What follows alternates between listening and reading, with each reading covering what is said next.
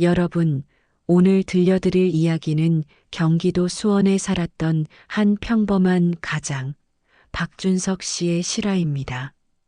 2003년 봄 그에게 찾아온 기적 같은 행운이 어떻게 저주가 되었는지, 그리고 그 과정에서 무너져 내린 한 가족의 이야기를 지금부터 시작하겠습니다.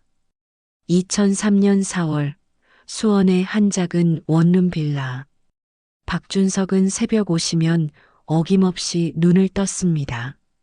중소기업 격리과장으로 근무하며 월급 180만 원으로 아내 윤미선과 두 아들, 중학생 민준이와 초등학생 민수를 키우고 있었죠. 여보, 오늘도 일찍 나가시네요. 미선이 졸린 눈을 비비며 부엌으로 나왔습니다. 응, 오늘 결산 보고서 마감이라. 먼저 들어가서 준비해야 해. 준석은 아내가 차려준 김치찌개와 밥 한 공기를 후루룩 먹으며 출근 준비를 했습니다. 거울을 보니 헤어진 구두, 다른 와이셔츠 깃, 새 옷 한 벌 사는 것도 사치라고 느껴지는 삶이었습니다. 하지만 준석에게는 작은 낙이 하나 있었습니다. 바로 주식이었죠. 회사에서 배운 재무제표 보는 법으로 퇴근 후 PC방에서 HTS를 켜고 종목을 분석했습니다. 300만 원으로 시작한 주식 투자는 5년 만에 1200만 원이 되어 있었습니다. 언젠가는 이 돈으로 아이들 대학 등록금 걱정 안 하고 살 수 있을 거야. 준석의 소박한 꿈이었습니다. 그리고 매주 토요일이면 동네 복권 판매점에 들러 로또를 한 장씩 샀습니다. 자동이 아닌 수동으로 가족들 생일을 조합해서요. 아빠, 또 로또 사세요? 그거 안 돼요. 민준아, 꿈이라도 꿔야지. 아빠 소원이 뭔지 아니? 너희들 좋은 대학 보내고 엄마한테 여행 한번 보내드리는 거야. 2003년 5월 3일 토요일도 그렇게 흘러갔습니다. 5월 10일 토요일 저녁 8시 45분. 온 가족이 거실에 모여 로또 추첨 방송을 봤습니다. 매주 하는 의례적인 행사였죠. 하지만 이날은 달랐습니다. 6, 14, 22, 27, 35, 41번. 아나운서의 목소리가 들릴 때마다 준석의 손이 떨리기 시작했습니다. 6번. 맞았어. 14번. 이것도 맞네. 22번. 설마. 여보, 왜 그래요? 얼굴이 하얗게. 미선이 걱정스럽게 남편을 쳐다봤습니다. 27번. 35번. 41번. 아빠, 전부 다 맞았어요. 민준이가 소리쳤습니다. 거실이 순간 정적에 휩싸였습니다. 준석은 떨리는 손으로 복권을 다시 확인했습니다. 한 번, 두 번, 세 번. 분명했습니다. 6개 번호 모두 일치했습니다. 1등 당첨자는 2명입니다. 각 당첨금은 242억 원. 그 순간 준석의 눈에서 눈물이 흘러내렸습니다. 우리 이제 걱정 안 해도 되는 거야? 미선도 민준이도 민수도 모두 눈물을 흘리며 서로를 껴안았습니다. 42년 인생에서 처음으로 느껴보는 감정이었습니다. 두려움과 기쁨이 뒤섞인 형언할 수 없는 감정. 다음 날 준석은 떨리는 마음으로 복권 당첨금 수령 절차를 밟았습니다. 세금을 제외하고 189억 원. 은행 통장에 찍힌 숫자를 보는 순간 준석은 현실감이 사라졌습니다. 자기야, 우리 이제 뭐 하지? 글쎄, 일단 아무한테도 말하지 말자. 가족들한테만. 준석은 신중하게 결정했습니다. 주변 사람들이 알면 돈을 빌려달라는 사람들이 줄을 설 것이 뻔했으니까요. 처음 몇 달은 정말 행복했습니다. 준석은 회사를 그만두지 않았습니다. 갑자기 그만두면 의심받을 수 있어라는 생각에서였죠. 하지만 삶의 질은 확연히 달라졌습니다. 먼저 30년 된 낡은 아파트에서 벗어나 서울 강남의 신축 아파트 34평을 40억에 구입했습니다. 전세로 살다가 처음으로 자가를 마련한 것이었죠. 엄마, 방이 2개나 돼요. 민수가 자기 방을 뛰어다니며 좋아했습니다. 민준아, 너도 이제 고등학생 되면 이 방에서 마음껏 공부해. 아이들에게 각자의 방을 선물한 준석과 미선은 행복했습니다. 또 하나 투자용으로 같은 단지에 25평 아파트를 29억에 추가 구입했습니다. 이 집은 전세를 놓으면 월세 수입도 되고 나중에 가격이 오르면 팔면 되니까 안전한 투자야. 준석은 나름대로 계획을 세웠습니다. 그리고 부모님께 효도도 했습니다. 시골에 계신 어머니를 모셔와 병원 검진을 시켜드렸고 아버지 산소도 깨끗이 정리했습니다. 아들아, 내가 어떻게 이런 돈을. 어머니, 제가 그동안 주식으로 좀 벌었어요. 걱정 마세요. 준석은 로또 당첨 사실을 부모님께도 숨겼습니다. 나이 드신 분들이 놀라실까봐. 하지만 문제는 여기서부터 시작되었습니다. 2003년 가을, 준석은 생각했습니다. 189억이면 은행에 넣어두기만 해도 이자가 연 5%라면 9억 정도 되네. 하지만 주식으로 10% 수익만 내도 18억이야. 원금은 그대로 두고 수익금만으로도 가족이 평생 먹고 살 수 있어. 준석은 자신감이 있었습니다. 5년 동안 300만 원을 1200만 원으로 만든 실력이 있지 않습니까? 게다가 이제는 자금도 충분합니다. 아파트값 70억을 제외하고 남은 120억 중 100억을 증권사 계좌에 입금했습니다. 처음 몇 달은 좋았습니다. 2003년 말 주식시장이 상승하면서 100억은 115억이 되었습니다. 3개월 만에 15억 수익.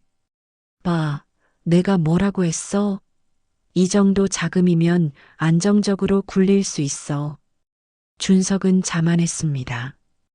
2004년 본격적인 투자에 나섰습니다. 바이오 벤처, IT 기업, 부동산 개발 회사, 유망해 보이는 종목에 대규모로 투자했습니다. 하지만 현실은 달랐습니다. 자격증도 없고 전문적인 교육도 받지 않은 채 100억이라는 큰 돈을 굴리는 것은 위험천만한 일이었습니다. 기관 투자자들과 작전 세력들의 먹잇감이 되기 딱 좋았죠. 2004년 6월 준석이 투자한 바이오 벤처 기업 메디젠의 주가가 하루아침에 반토막이 났습니다. 그날 아침 9시 HTS 화면을 켠 준석은 경악했습니다. 이게 뭐야? 전날 주당 5만 원이던 메디젠 주식이 2만 5천 원의 하한가로 거래되고 있었습니다. 준석은 이 종목에 20억을 투자한 상태였습니다. 급히 뉴스를 확인했습니다. 메디젠 신약 임상 3차 실패. FDA 승인 불가 판정. 안 돼. 안 돼. 준석은 황급히 매도 주문을 냈지만 하한가에 매수자가 없었습니다. 주식을 팔 수조차 없는 상황. 3일 동안 하한가가 이어졌고 일주일 뒤 겨우 매도할 수 있었을 때는 주가가 1만 원까지 떨어진 후였습니다. 20억 투자금이 4억으로 줄어든 것입니다. 단 일주일 만에 16억 손실. 이건 일시적인 거야. 다른 종목으로 만회하면 돼. 준석은 자신을 다독였습니다. 하지만 그것은 시작에 불과했습니다. 투자한 IT 기업은 분식회계가 드러나 상장 폐지 위기에 놓였습니다. 부동산 개발 회사는 사업 부지 확보에 실패해 주가가 폭락했습니다. 2004년 말 100억은 65억으로 줄어들었습니다. 여보, 괜찮은 거예요? 미선이 걱정스럽게 물었습니다. 괜찮아. 일시적인 조정이야. 곧 회복될 거야. 준석은 애써 태어난 척했지만 밤마다 잠을 이루지 못했습니다. 2005년 봄 준석에게 한 사람이 찾아왔습니다. 대학 동창 이상훈이었습니다. 오랜만에 만난 상훈은 준석에게 제안을 했습니다. 준석아, 너 요즘 투자 좀 한다며? 나한테 정말 좋은 기회가 있는데. 무슨 기회? 강남에 성형외과 병원을 차리려고 해. 요즘 성형 시장이 얼마나 뜨거운데. 의사는 확보했고 자금만 있으면 돼. 50억만 투자하면 1년 안에 100억으로 만들어줄게. 준석은 고민했습니다. 주식으로 35억을 날린 상황에서 만회할 기회처럼 보였습니다. 근데 계약서 같은 건? 야, 우리 사이에 그게 필요해? 대학 때부터 20년직이 아니야. 믿어줘. 결국 준석은 50억을 투자했습니다. 제대로 된 서류 한 장 없이 병원은 2005년 여름에 문을 열었습니다. 처음 몇 달은 순조로워 보였습니다. 상우는 매달 잘 되고 있다는 말만 했죠. 하지만 2006년 초 이상한 징후가 보이기 시작했습니다. 2006년 2월 준석은 상훈에게 수차례 연락했지만 받지 않았습니다. 불안해진 그는 직접 강남의 병원을 찾아갔습니다. 오후 2시 준석이 병원 주소지에 도착했을 때 그가 본 것은 충격적인 광경이었습니다. 임대문에 E-XXX-XXX 병원이 있어야 할 자리에는 텅 빈 상가만 남아 있었습니다. 저기요, 여기 병원 어떻게 된 거예요?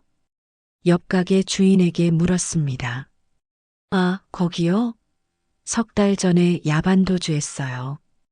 임대료도 안 내고. 뭐라고요? 준석은 비틀거렸습니다. 급히 상훈의 집으로 달려갔습니다. 하지만 그곳도 마찬가지였습니다.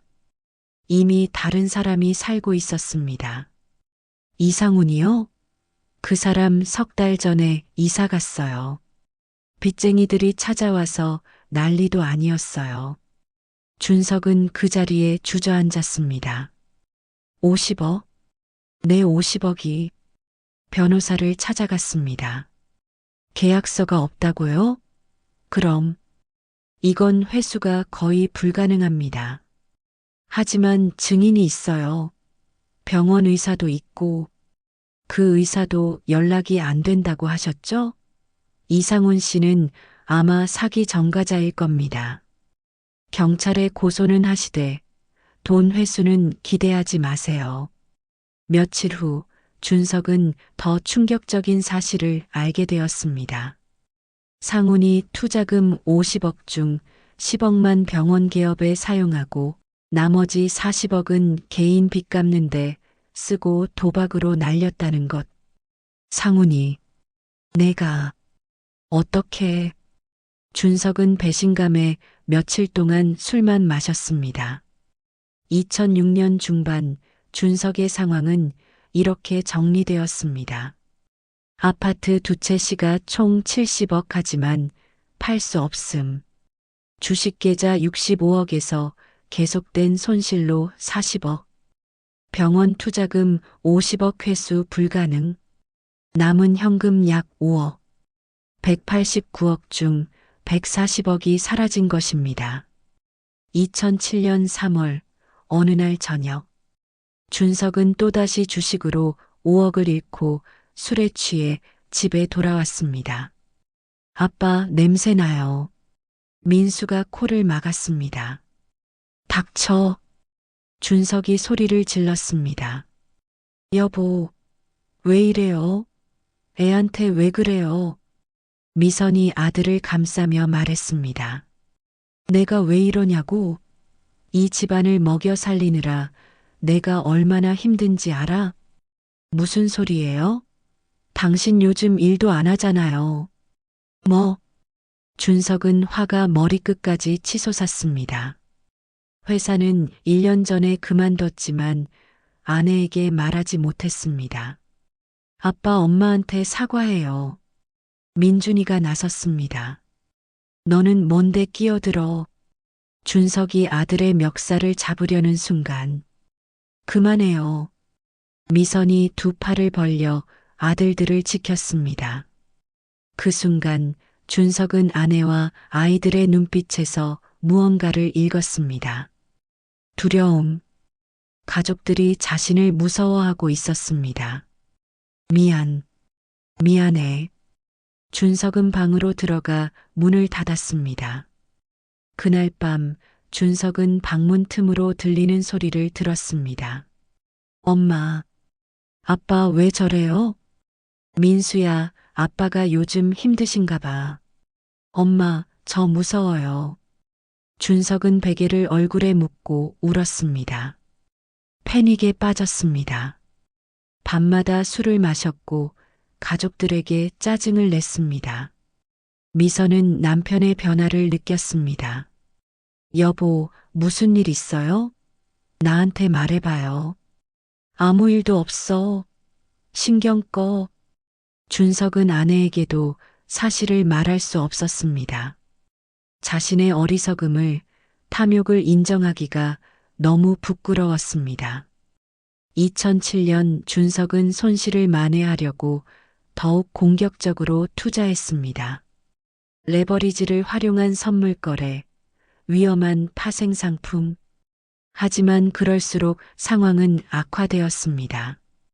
40억은 20억이 되었고 20억은 10억이 되었습니다. 2008년 미국발 금융위기가 터졌습니다. 주식시장은 폭락했고 준석의 10억은 3억으로 녹아내렸습니다. 집을 팔아야 했습니다. 하지만 금융위기로 부동산 시장도 얼어붙어 있었습니다. 결국 투자용으로 샀던 25평 아파트를 급매로 18억에 처분했습니다. 11억 손실. 그 돈으로 다시 주식에 올인했지만 2008년 말 모두 날렸습니다.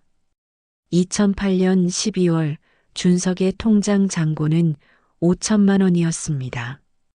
189억이 5년 만에 5천만 원이 된 것입니다. 거주하던 34평 아파트만 남았지만 이것마저 대출을 받아야 할 상황이었습니다. 여보, 이제 말해줘요. 도대체 무슨 일이에요? 미선이 울먹이며 물었습니다. 준석은 더 이상 숨길 수 없었습니다. 모든 것을 고백했습니다. 로또 당첨, 주식 실패, 사기, 모든 것을. 미안해. 정말 미안해. 나는 우리 가족을 행복하게 해주고 싶었어. 준석은 아내 앞에서 무너졌습니다. 당신, 어떻게 이럴 수가 있어요. 미선도 바닥에 주저앉아 울었습니다. 아이들도 모든 것을 알게 되었습니다. 아빠, 우리 이제 어떡해요? 민수가 눈물을 흘리며 물었습니다. 준석은 아무 대답도 할 수 없었습니다. 2009년 초 준석은 절박했습니다. 생활비조차 없었습니다. 재취업을 시도했지만 5년의 공백과 나이가 걸림돌이었습니다. 그때 예전에 주식 거래로 알게 된 한 사람이 연락을 해왔습니다. 준석 씨, 돈 벌 방법이 있어요. 무슨 방법인데요? 투자 명목으로 사람들한테 돈을 모으는 거예요. 고수익을 보장한다고 하면 다들 몰려들어요. 그건 사기 아닌가요? 에이, 사기가 무슨. 실제로 수익 나면 나눠주면 되는 거잖아요. 일단 돈을 모아서 투자하고 성공하면 다 같이 행복한 거고. 준석은 고민했습니다. 아니, 고민이라기보다 이미 마음이 기울어져 있었습니다. 한 번만, 한 번만 성공하면 모든 걸 되돌릴 수 있어. 2009년 3월 준석은 첫 번째 피해자를 만났습니다. 고등학교 은사님인 김 선생님이었습니다. 선생님, 오랜만입니다. 오, 준석이 잘 지냈나? 카페에서 만난 두 사람. 준석은 떨리는 목소리로 말을 꺼냈습니다. 선생님, 제가 투자 좀 하는데요. 확실한 정보가 있습니다. 투자? 무슨 투자? 주식인데요. 제가 아는 사람이 증권사 애널리스트거든요. 이번에 상장 예정인 기업 정보를 줬는데 확실합니다. 1년이면 50% 수익 보장합니다. 50%? 그게 가능한가? 선생님, 저 믿으시죠? 제가 거짓말하겠습니까? 김 선생님은 고민 끝에 퇴직금 5천만 원을 맡겼습니다. 준서가, 이거 우리 노후 자금이야. 잘 부탁한다. 걱정 마세요, 선생님. 제 목숨 걸고 지켜드리겠습니다. 준석은 그 돈을 받고 나서야 자신이 무슨 짓을 하고 있는지 깨달았습니다. 아니야. 나는 정말로 이 돈을 불려서 돌려줄 거야. 이건 사기가 아니야. 하지만 그것은 자기 기만이었습니다. 3개월 동안 15명에게서 총 12억 원을 모았습니다. 고모부, 사촌형, 회사 동료, 동네 친구들. 준석은 그 돈을 다시 주식에 투자했습니다. 이번에는 다르다. 이번에는 성공할 거야. 하지만 역시나 실패했습니다. 12억은 6개월 만에 2억으로 줄어들었습니다. 2009년 9월 김 선생님이 찾아왔습니다. 준서가 약속한 배당금 언제 주는 거야? 선생님, 조금만 더 기다려주세요. 뭐, 6개월이 지났는데 뭘 더 기다려? 원금이라도 돌려줘. 그게 지금 당장은. 김 선생님의 얼굴이 굳어졌습니다. 준서가 설마 날린 거 아니지? 아, 아닙니다. 절대 아닙니다.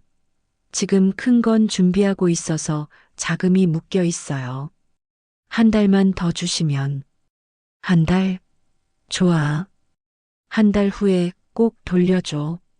안 그러면 경찰에 신고할 거야. 김 선생님이 돌아간 후 준석은 손이 떨렸습니다. 어떡하지? 준석은 돌려막기를 시작했습니다. 새로운 투자자를 모집해 기존 투자자에게 배당금을 주는 전형적인 폰지 사기. 한 달 후 준석은 새로 모집한 투자자의 돈 5천만 원으로 김 선생님께 돌려드렸습니다. 준석아, 고맙다. 역시 너를 믿길 잘했어. 네, 선생님. 준석은 자신이 헤어날 수 없는 수렁에 빠져들고 있음을 알았습니다. 하지만 멈출 수 없었습니다. 멈추는 순간 모든 것이 무너질 것이기 때문입니다. 하지만 오래 갈 수 없었습니다. 2010년 2월 상황이 폭발했습니다. 투자자 15명 중 10명이 동시에 환급을 요구했습니다. 더 이상 돌려막을 수 없었습니다. 준석아, 내 돈 당장 돌려줘. 준석 씨, 경찰에 신고하기 전에 마지막 기회 줄게요. 전화벨이 쉴 새 없이 울렸습니다. 준석은 전화를 꺼버렸습니다. 2월 15일 피해자들이 집단으로 경찰에 고소장을 제출했습니다. 우리 12억을 돌려받을 수 없어요. 박준석이 투자 사기를 쳤습니다. 2월 20일 경찰이 준석의 집을 방문했지만 그는 이미 잠적한 후였습니다. 준석은 수원의 한 고시원에 숨어 지냈습니다. 3평 남짓한 방, 창문도 없는 곳. 어떡하지? 어떡하지? 밤마다 악몽에 시달렸습니다. 꿈속에서 피해자들이 나타나 그를 괴롭혔습니다. 내 돈 돌려줘. 사기꾼. 우리 노후를 어떻게 해? 3월 5일 새벽 3시 준석은 더 이상 견딜 수 없었습니다. 핸드폰을 켰습니다.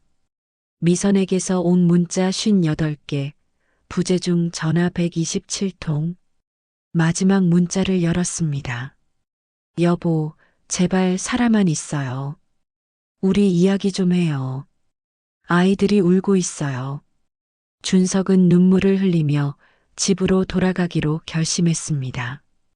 3월 6일 아침 7시 준석이 집 앞에 도착했을 때 경찰차 2대가 대기하고 있었습니다.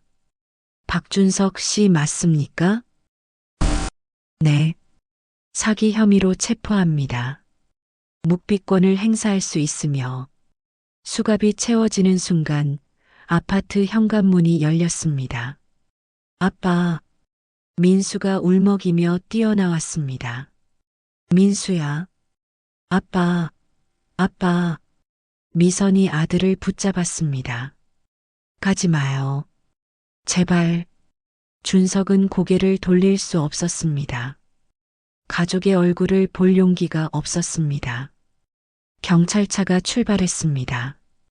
뒤를 돌아보니 민수가 길바닥에 주저앉아 울고 있었고 미선이 아들을 안고 있었습니다. 나는 뭘 한 거지? 법정에서 준석은 피해자들을 마주했습니다. 그 중에는 자신의 고등학교 은사님도 있었고 어머니의 친구분도 있었습니다. 판사님, 저는 정말 사기를 치려고 한 게 아니었습니다. 정말 투자로 수익을 내서 돌려드리려고 했습니다. 피고인, 그럼 투자 자격증이나 전문 지식이라도 있었습니까? 없습니다. 그렇다면 어떻게 50% 수익을 보장한다고 할 수 있었습니까? 제가 전에 로또에 당첨되어서 189억을 받았었습니다.